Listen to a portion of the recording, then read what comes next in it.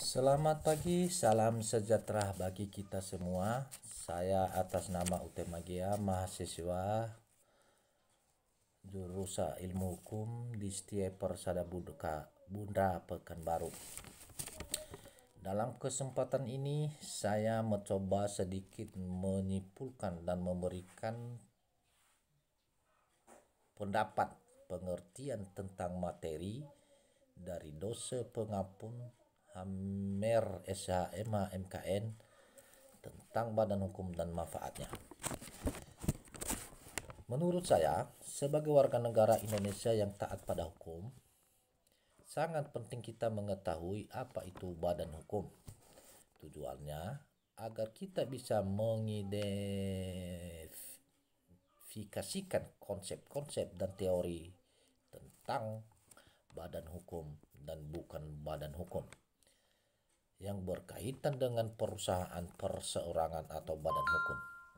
Dan juga agar kita mengetahui jenis-jenis perusahaan badan hukum dan bukan badan hukum, sehingga rasionalitas perlindungan hukum bagi yang terlibat dalam kegiatan perusahaan mampu menganalisasi persoalan-persoalan hukum dan praktek yang berkaitan dengan badan hukum dan non-badan hukum.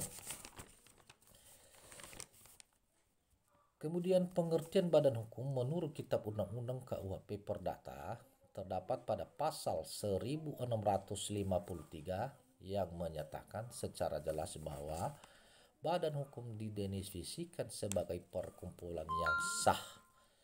Dengan kata lain, perseroan perdata sejati atau perhimpunan orang-orang yang diakui oleh undang-undang,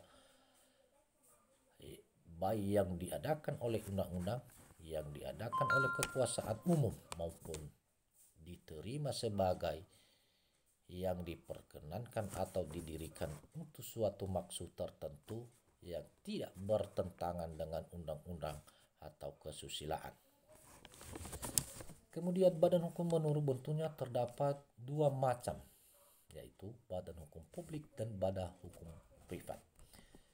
Untuk lebih jelas, badan hukum publik menurut pasal 1 ayat 1 dan pasal 2 NBW yang dimaksud dengan hukum publik adalah seperti negara, provinsi, kota praja, majelis-majelis atau lembaga-lembaga